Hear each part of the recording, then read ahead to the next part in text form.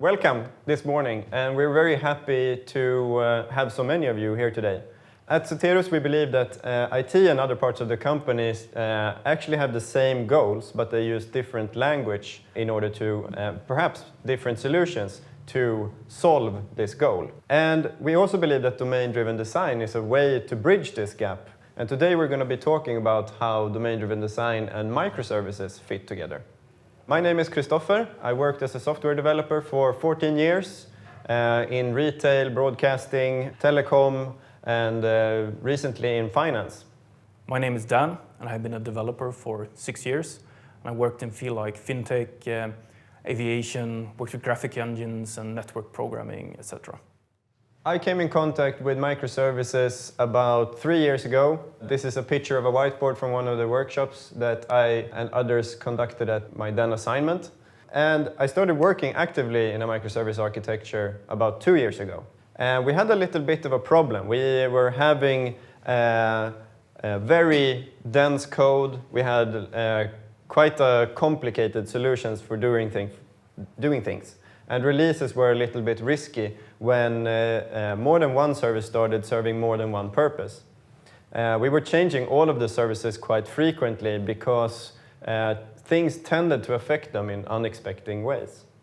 And we did lots of good stuff as well. We tried automating things. We used continuous delivery. We used drop wizard archetypes. We used a lot of tech to solve things and try to make things better. But we were having problems finding the right way to cut our microservices. So what matters in a microservice world? I would say one of the biggest challenges is getting your boundaries right. And that is being able to answer who is responsible for what, where can I find this information, and which service needs to change in order to, for example, implement this flow. And one of the things that me and Dan and other people here in the audience today have discussed is how do you get these boundaries right? Exactly, Christoffer. And finding these boundaries could be quite hard. And there is, of course, not one solution that will fit all of your problems. But while implementing microservices, there have been two different kinds of boundaries that I have encountered. I would like to talk a little bit about them. But first, let's take a look on what do we actually look for in a service. First, we'd like our services to be independent with a single reason for change. We don't want to do the same mistakes as we did when we tried to implement a service-oriented architecture, where we had a bad habit of using the database as integration points. This was quite tricky because now we had some technical dependencies between the team, which meant that if I would like to change something, I didn't really know which other parts were actually affected by this. And while implementing microservices, we'd also like to keep our services completely separate on a technical level. So we would like to have them run in separate runtimes with separate technical concerns in order for these teams to be as autonomous as possible. And we'd also like to keep our services kind of focused on functional level. So if you take a company, for example, and in the company you have different kind of users. So you take all the user-related functionality and you break it out to a user service, for example. And the thing about this is that all the other teams will probably need to use your service because everyone needs to have a user, right? But different teams might have different requirements and say that, oh, I would like my user to have this kind of data. And the other team say, I would like to have this kind of user with this kind of behavior. Which means that the team that works on this user service will get all of these different kind of requirements from all of the different entities, which makes this service kind of horrible. It will have multiple reasons for change. It would be impossible for this team to actually do some proper development. So we like to keep our services independent, on both with functionality and also the technical parts. There is quite a lot of talk about the word micro in microservices, right? Everywhere you go, people are talking about, should it be 10 lines of code? Should it be 100 lines of code? And what happens if I have 15,000 lines of code in my microservices? Have I failed? We think not. Because the word micro in microservices doesn't really dictate the amount of lines of code we have in our services. It's more or less of a mindset of responsibility. We would like our services to be responsible for as little as possible. And of course not less, because the services still needs to make sense, right? So let's take a look at the boundaries that I've encountered. I've chosen to call them either technical boundaries or business boundaries. Where the technical boundaries are more or less, we create services with the sole purpose of them being reused. And this is good developer practice, right? You take all the functionality that is similar or the same, put it in one place and generalize it for others to reuse. It's a classical drive principle that we have used for quite a while, and it works quite nicely. And it actually works quite nice in a microservice world as well, where you can take functionality, put it in one place, and have other teams reuse our service. But still, we need to be a little bit careful here, because if we only use this technique, we'll end up in a situation where a lot of services will reuse other services, which will reuse other services, which in turn reuses other services. And we end up in some kind of a bowl of spaghetti, which is something we would like to avoid here. But there are places where this works perfectly. We'll talk about that a little later in this presentation. The other kind of boundaries is something I call business boundaries. And instead of creating services to be reused, we create services that focus on the business instead. We talk to our business experts. And we ask them, what kind of problems do you have? We try to narrow it down to a few of these problems. We encapsulate them and put them into a service. And in this service, you don't care about the outside world.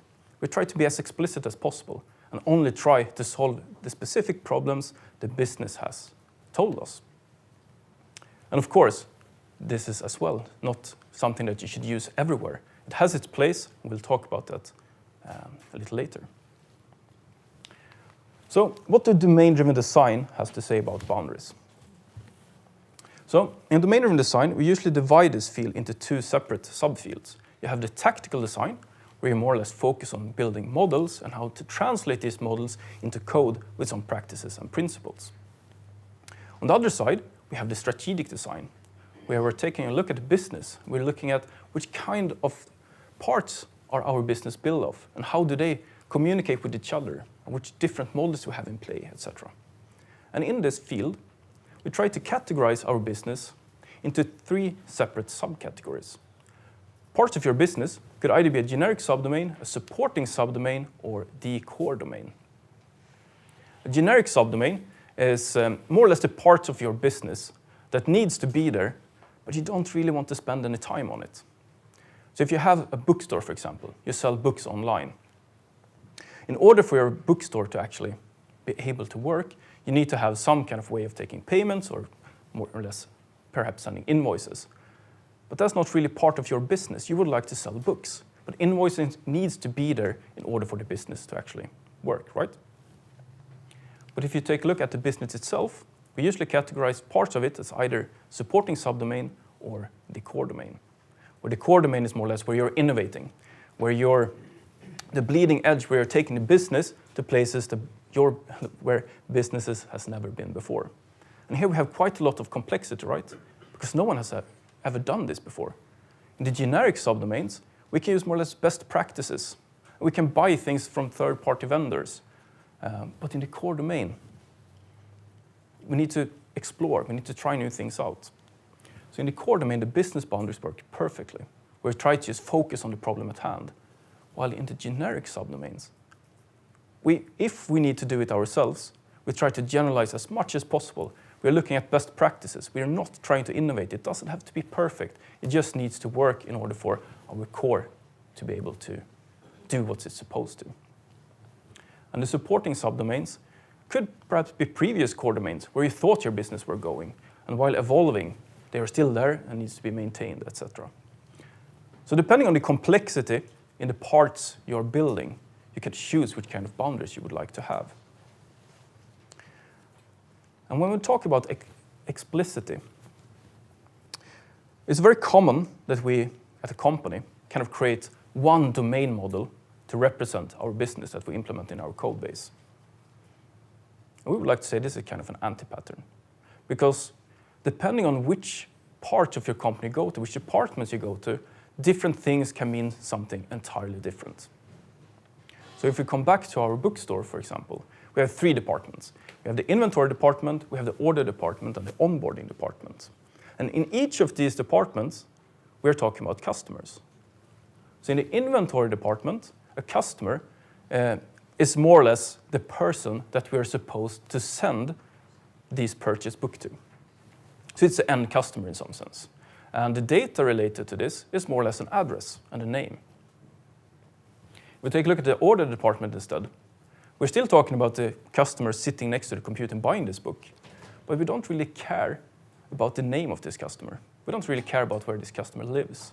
What we're interested in is which books has this customer purchased before, and which books has this customer been watching, so we can do some direct marketing and make this customer buy even more things from us.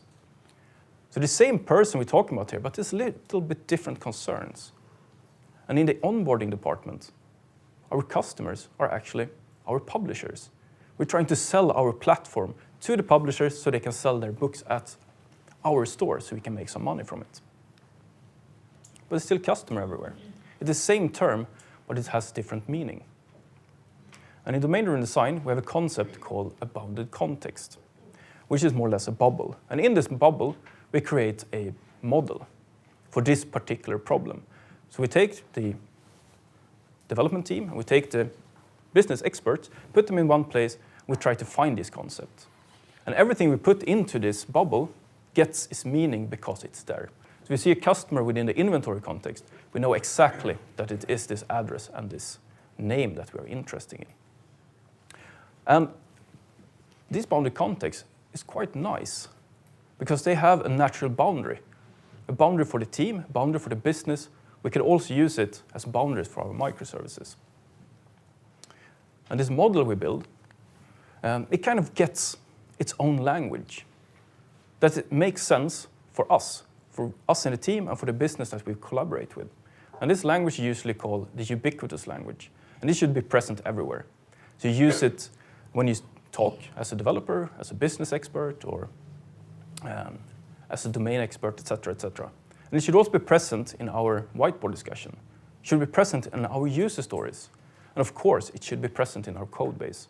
Because we would like to write code that we could reason about, not only in a development team, but we would like to reason about it together with the business, which makes it a perfect thing to protect.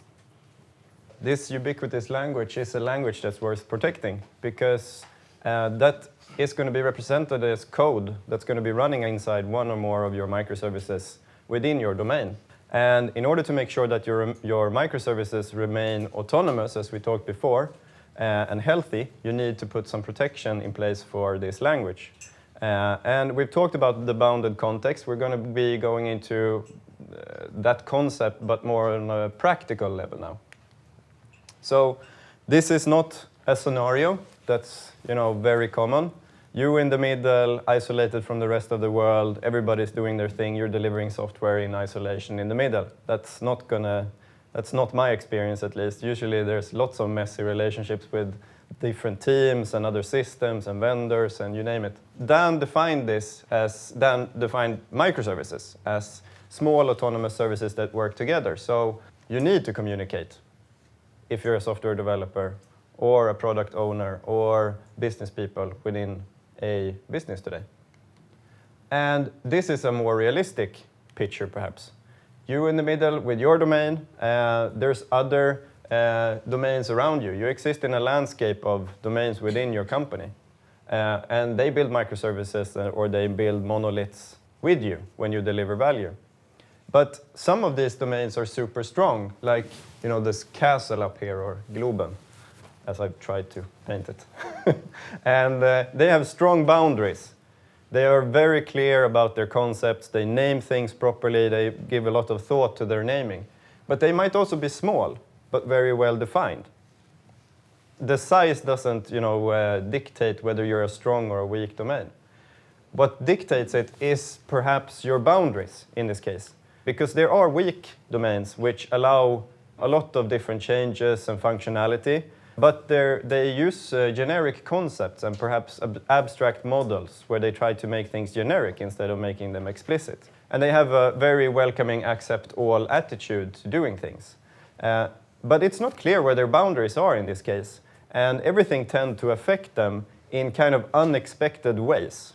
I think a lot of companies have these parts of the system that, the Pandora's box that you open and all of a sudden you realize that you're late for the deadline. And both of these kinds of domains, strong and weak domains, are going to exist in your landscape. And in reality, they're going to be somewhere in between these extremes. So let's have a look at how we can reason about these domains in a different way. So you and your domain, you will be existing in this landscape. And in domain-driven design, we have this concept of upstream and downstream dependencies. So you will be existing kind of in, along the path of a river. Either you're upstream or you're downstream. And your part of the river will be affected by what other parts upstream from you put into the river. It can be clean water, or it could be something that's more polluting. And having a hunch of where you get affected by other people and teams is important. So we're going to play out a little scenario here. We are a team, a very big team today, but we are a team, and we're going to be cooperating together with another team that has a very strong domain. Our domain is also strong. We have very well-defined concepts, and we have a very good sense of why we are here, what we're doing. The other team is upstream from us, so they are going to affect us in some way. Or perhaps they won't. Because in domain-driven design, in this case, we recommend that we create a third language when we try to communicate in between each other. And that's called a published language. And that language is not ours, it's not theirs, it's ours together. We collaborate to create this third language. And it contains parts of their language and our language. And it doesn't, this means that our domain doesn't necessarily have to adapt to the other domain, which is good for us because it keeps us autonomous. But since I think a lot of us in here are developers, we know that these kinds of languages and specifications perhaps, or ways of working, they tend to be forgotten over time, or they don't get updated. They end up on that dusty wiki page somewhere, or maybe in a versioning system, perhaps Git, if you're lucky. So we can put integration tests in place, and these tests will kind of test that we make sure we don't release any kind of regressions that might hurt us. But it doesn't really test the behavior, and it doesn't really test the in-between things. So we can put system tests in place instead. And maybe that will catch it, because it will maybe run some parts of our microservice architecture in concert, several services running together, and we test things end to end. But given that we deploy our services about 20 times a day, and perhaps the other services are also getting deployed 20 times a day, the complexity of maintaining this environment where we do these tests and perhaps finding the root cause of what actually caused the test to fail is going to be quickly escalating. And it's going to be quite expensive to keep this kind of solution. So we want to make sure that there is a way where, where all these services can keep their contracts towards each other. And we need a way to test that they behave correctly when they're being called, or maybe when they receive a message over some queue. And we want them to fail as soon as someone makes a change to a service that breaks the chain of services that are collaborating. Much the same way as end-to-end tests, but on a granular level. So it turns out that there is a solution for this called pact and pact testing. Is it like programming by contract? It is. What pact does is it tests the published language and the expected behavior from a consumer-provider perspective.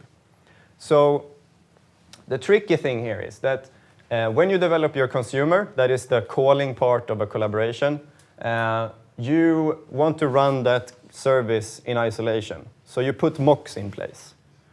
And what pact does in this case, it provides you with a library where you can set up these mocks, and it will record all of your calls to the mocks.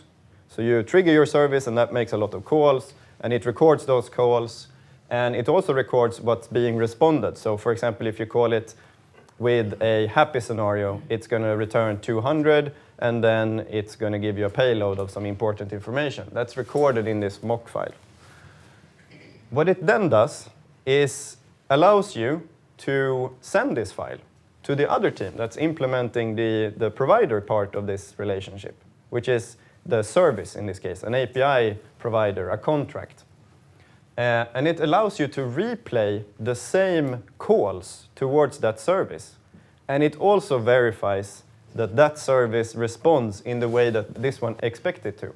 So when it gives it an existing ID, it returns 200 OK, and then it gives you the payload. And it's going to verify that your service actually performs as expected by this one. And this is consumer contract driven. So you can build different packed files for different consumers that you have. And you can make sure that your different consumers work all the time, but without running them as end-to-end tests, which is very nice. And Pact is available for Ruby, Java, .NET, JavaScript, Swift, a lot of different languages. There's ports available. There's good presentations if you search for it. I highly recommend that you test it out, at least.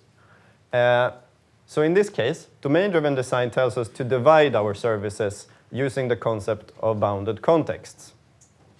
They also recommend that we use published languages, like we just talked about, to communicate in between the services. What pacts help us with is to test this in a microservice environment, where the number of services quickly prevent us from running proper end-to-end tests, which is very nice. But things aren't always this great. I mean, come on, this is a made-up scenario, and out there in reality, things might not be as easy. So maybe the following scenario is a bit more common. We get some published messages or calls with a big chunk of XML, you know, that really big 1 megabyte XML file that you need like a field or two from. And we generate code based on this using, in Java, for example, JAX-B. And we might also be using maybe their pre-built client libraries, which also contains objects for all of these different things. And it contains very well-defined things like acro-obj or is reserved or some weird naming for things that we don't recognize. This is their domain, it's not ours. In domain-driven design, if we just start using these objects immediately in our service and we start to use them as proper models, we call this that we are being conformist to the upstream service. And being conformist is okay if you don't have a good enough reason to make a distinction from that upstream service. If you don't have a service or perhaps a domain that's very unique, it's okay to be conformist. There's no value in conformist being good or bad. But we want to issue a warning, though, and that is that in a microservices architecture, being conformist might be a bit more problematic given that we have runtime separation in between services. That means that making changes to calls isn't that easy as it used to be where we were in a big monolithic system where we could just do refactoring in IntelliJ and push it, and that was it. Now we need to change contracts and APIs, and we need to deploy services, perhaps in tandem, like syncing releases so we don't add something that breaks something. And we are also dependent on other teams' planning if we are being conformist. That means that if they make a release that breaks things for us, we need to make a release. So that kind of breaks our focus in the team. And their bugs might also be affecting us from unexpected things. So it reduces our autonomy if we're being conformist in a microservice environment. And our services gain more reasons for change that's outside of our control. Like Don talked about, it's important to have a single reason for change in a service.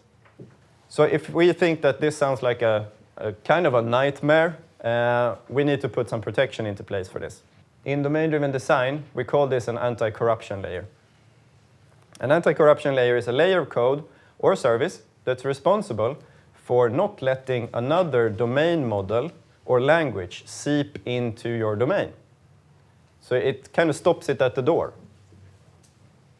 And it keeps weak and strong domains, both upstream and downstream, from affecting us. And from a technical point of view, this can, for example, reduce that 1 megabyte XML file into a 3 rows long JSON message or call to our domain. So it takes the big XML file, it picks a couple of values, it creates a message, it puts it as a command into our domain, and we're not dependent on that external domain language anymore. And it can also help us rename fields. It can help us keep corrupt messages and calls from reaching into our domain. So it kind of stops problems at the door.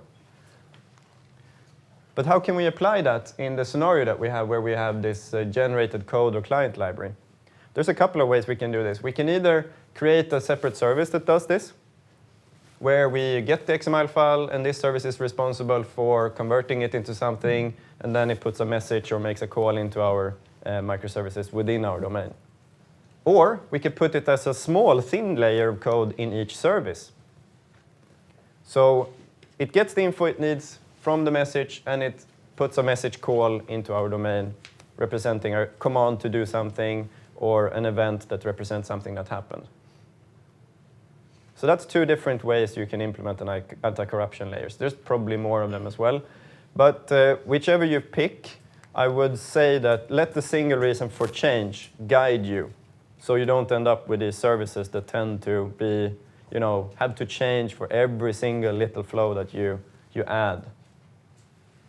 But one of the bigger headaches that I had when coding microservices is that how do you separate the domain from all the technology that you use in a microservices architecture? Because in microservices, there's lots of tech. There's message queues, there's a number of them. There's Kafka, there's REST APIs, there's all of this different technology that you need, and perhaps persistence of data. And it has a tendency to creep into the domain, especially if the services are micro. So we can talk clean code, and we can pair program, and we can mob program, and that will get us very far. That's good practice. That's something you do.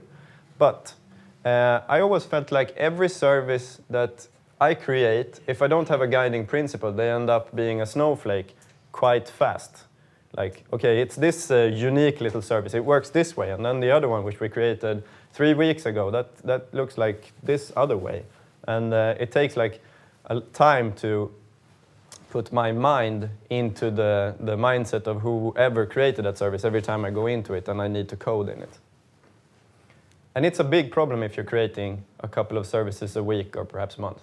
So let's take a little look at how it can look like if we look beneath the surface of a service. We can find something similar to this. And I guess that you all recognize this image. It's a typical layered architecture. We have some kind of presentation layer that talks to some kind of business layer. We have our domain model, our ubiquitous language, that somewhat talks to a data layer that persists something into the database. And this is an architecture that works quite nicely. You have different layers that depend on layers downwards in this chain. And with some discipline, this is more or less perfect. But usually building web services, for example, can be quite complex because you need to have some API integration, you need to have some database integration, etc. And as a Java developer, we have a tendency to try to solve these technical complex issues by adding a different kind of complexity, which is frameworks. So we might try to add some helps for integrating some API stuff, and we have some tricky parts with the database that is just, let's add some Hibernate or JPA, etc. And it's very easy to let these infrastructural concerns creep between these layers if you don't have the discipline. And suddenly, you start ending up with a business layer that has coupled itself towards the tables you have in the database, or a business layer that has coupled to the way we kind of expose our objects through APIs, etc. And of course, with all of these infrastructural concerns combined with the business concerns, it will be much harder to reason about the code we create. And of course, with this coupling, when the business evolves and we would like to do changes in our code, it will be quite tricky. And the business model and the technology model that we have implemented start to diverge. And we start quite quickly to run into troubles. And of course, with discipline, you can still keep this separated, and it works perfectly, but it's kind of hard sometimes. It's hard to organize your code. And me and Christoffer have found another type of architecture that we think is quite nice, that has helped us to organize the code in our services. And it's called hexagonal architecture. And instead of looking at your service as a set of layers, you take your domain model and you consider it more or less center of the universe. is the most important thing that you will ever create, which means that it's not supposed to depend on anything. It should only be small, clean objects that represent the model that you, together with the business, has created, which means that we'd like to have it clean. All the infrastructural concerns like databases or email services or REST or Kafka, etc., we're looking at it as more or less implementation details. We don't really care that much about them because it's the domain model that's interesting for us. So what we do here is from the domain model, we expose a set of ports. And the port is kind of something similar to this, that I guess that you all have in your houses. So what this port kind of tells you is if you plug an adapter into this port, you will get electricity. The electrical system in your house doesn't really care what you plug into this port, as long as it has the same kind of interface. And the same thing works when you talk about this architecture. These ports are only there to display a purpose. So if you take this example, for example, you have your domain model that exposes some business logic, and you have a port. And this port tells you that if you plug an adapter into this port, you will be able to persist an order, for example. What you can now do is, for example, create an adapter to integrate towards Postgres. And in these adapters, you do all the translations from the business objects to some rows and columns. And you can choose whatever frameworks or techniques or whatever you like to do here, as long as you keep it within this adapter. And of course, we are from tech, which means that we have a tendency to take quite a huge leaps in technology from now and then. We like to upgrade database, we like to change database, or we would like to change frameworks, etc. And the nice thing here is that when we have these ports, and we feel for this example that Postgres might not be the best solution for us to persist our orders, maybe a document store would be much more suitable. So what we can do now is just create another adapter to more or less do the Mongo integration. And then we can switch it. We can unplug the Postgres adapter and plug in the Mongo adapter. We have changed technology without changing any behavior in our system, which is quite powerful. So what we have tried to achieve here is we've tried to get our business logic to more or less live in this controlled environment, free from the infrastructure concerns. And if we take Christoffer example, we can also use this in order to keep our business, our domain model, free from other models by using this anti-corruption layer. So if we have in a message handler, for example, we can create an adapter, and in this adapter we keep our anti-corruption layer in order to translate the other team's models into ours. So if we have that, we can go into the more soft details of teams working in this kind of environment.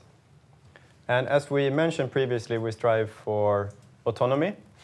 And this is because in a microservice architecture, this gives you a lot of freedom to create robust and simple services and solutions for your business.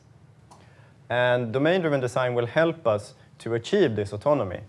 And however, this freedom comes with the responsibility of maintaining that domain as well then.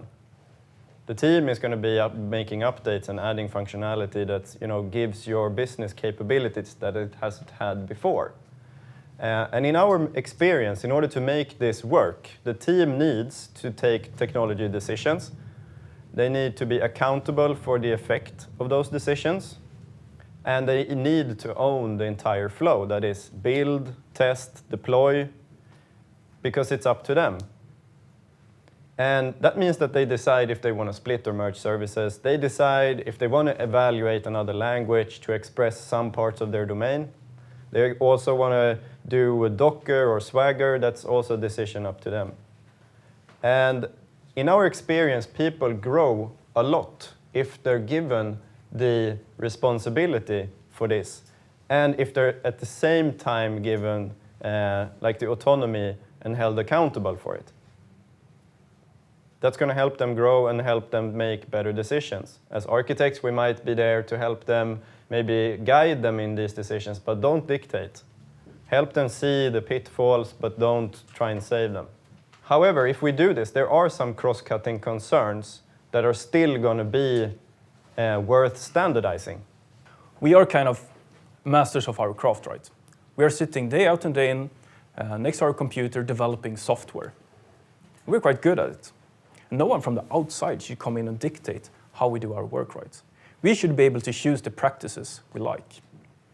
However, there are some principles, as Christoffer mentioned, that we kind of need to standardize in the company in order for everything to work properly.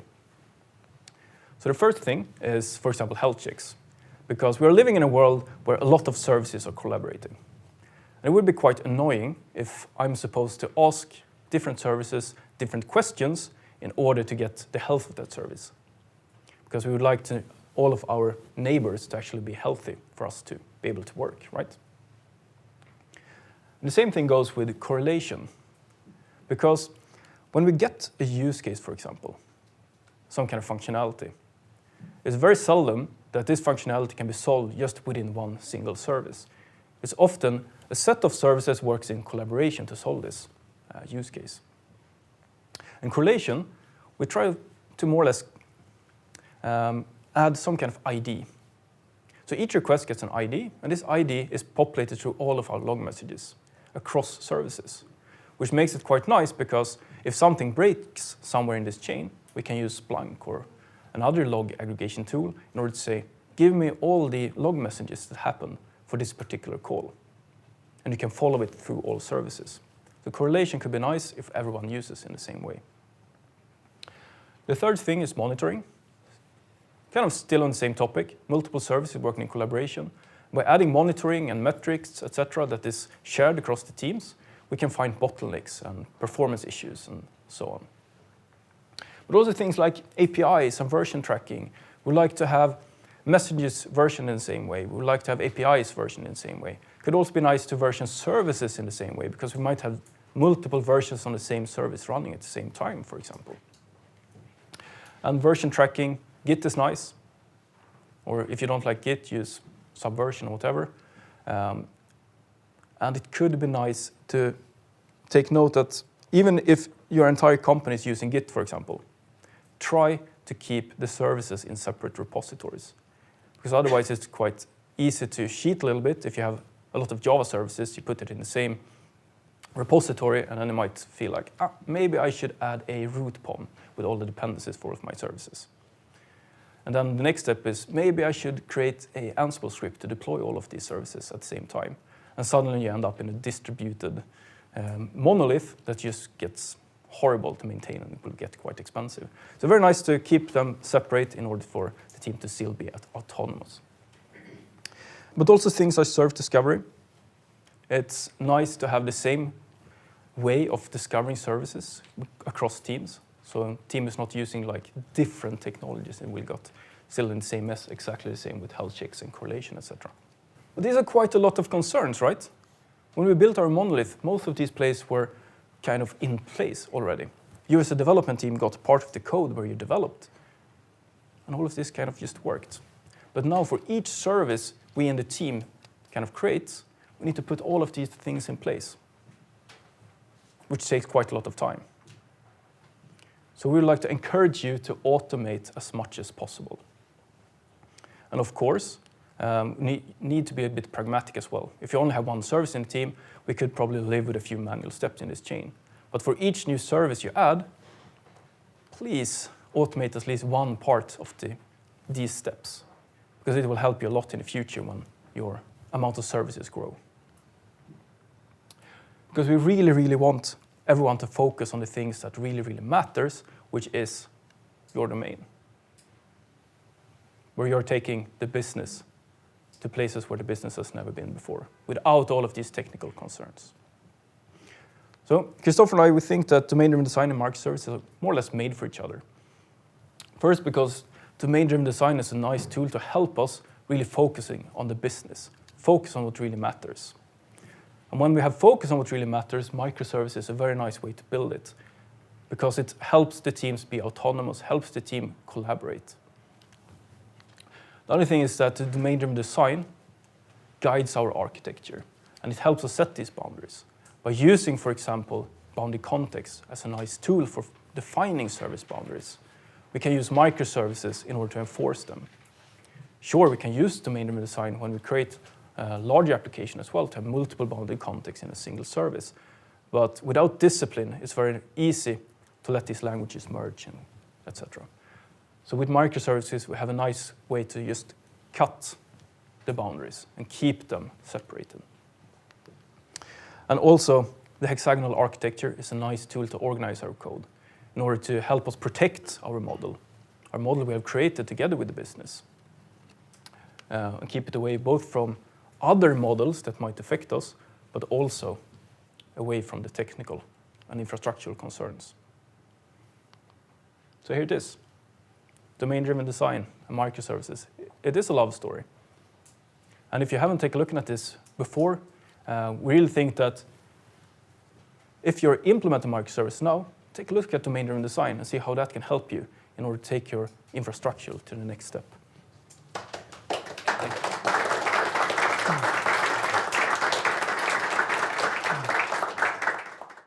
My own experience, at least, of like finding DDD as a tool and finding value in using it was very much that I joined discussions like meetup groups, maybe go there and discuss these technical problems that you have the conversations around these problems, and maybe also look outside of the team to solve your problems. Look at the people that are your stakeholders. Go talk to them. Go discuss things with them so that you kind of, can start at least organizing your thoughts into kind of the way that they organize themselves. Like, how is the sales department organized? What do they do? Which person gives someone a note on a Friday to do, something next week, etc. And I think in addition to that, there's some pretty excellent presentations as well on microservices, which contains a lot of like golden nuggets for using domain-driven design as a guiding principle. Like curiosity, for me at least, was the key. I think with the introduction of microservices as well, we have, when we did our monolith, it was very easy to have a multiple team working in the same kind of code base. It's always tricky to introduce something new when you have multiple teams in interaction. And with microservices, we still need to create boundaries. And with domain-driven design, we can focus on the strategic parts in order to help us do this. And if we can get the team interested in actually, because it sounds a little bit technical, right? Creating boundaries, even if it's just purely, in some way, DDD, finding out what the business actually is, organized, etc. So we start small, the foot in the door technique, which I think could help quite a lot. Don't present it as like the one framework to solve all your problems. The port and adapters is more or less in a single service, right? And in our adapters, we could, for example, try to shield our model from other models. And we communicate between services with this published language that we create together. But this published language might still not be something that we would like to move into our kind of core in our service. And we can use, for example, an adapter to take this published language that we now understand and translate it into our domain objects that we can put into. No, well, you could, if you like, but you can also keep this adapter inside of the microservice itself. But if you have a really complex translation logic, you can actually break out the adapter into a separate service if you like. You can always use references, but sometimes you have, for example, if a user is supposed to have a strong ID, and this ID should be present everywhere, then you're of course into a little bit of complexity. But you might ask yourself as well, is it the same user that we have everywhere? Should it have the same ID? Or could it live as separate users in separate parts of the system where they don't really need to collaborate? But always you have the possibility to share code. And you might have some point in your system that has the truth that you need to communicate with. I think it's important to also acknowledge that a microservice architecture is going to make your data more segregated. It's going to dictate that you put customer-related data in different services, maybe many services, and they are not the same thing, because in the business they're not the same thing either. So that's the kind of change of mindset. And then referencing between these different sources if you need an aggregated view of something. For example, like an edit profile page where you have the address and the billing address and you have some order history, etc. then you need referencing between these services. What you want to avoid is when you reference something, you kind of lock down the life cycle of that data. So the services need to be still in control over the life cycle of the data that they provide. For example, a shopping cart or something like that. So if something references the shopping cart, you need to be aware that it might be there or it might not. So in this case, CQRS, for example, is a pretty nice way of kind of separating your command and all the different related things to business for a service from the reading side, where you need data exported from this service into perhaps a data warehouse. It could be, I think they call the concept data pumps, for example, that you implement services that pull data out of a microservice, perhaps in like a longer running functionality where it aggregates different things and then sends it to a data warehouse. Yeah, so we usually use messaging for this. So each of the little services are more or less telling everyone that I did this, I did this, I did this. And then you can have a separate entity that just listens to everything and aggregates it into something. We are a strong, like, what's it called? Proponents of a technique called pry install. Please repeat yourself.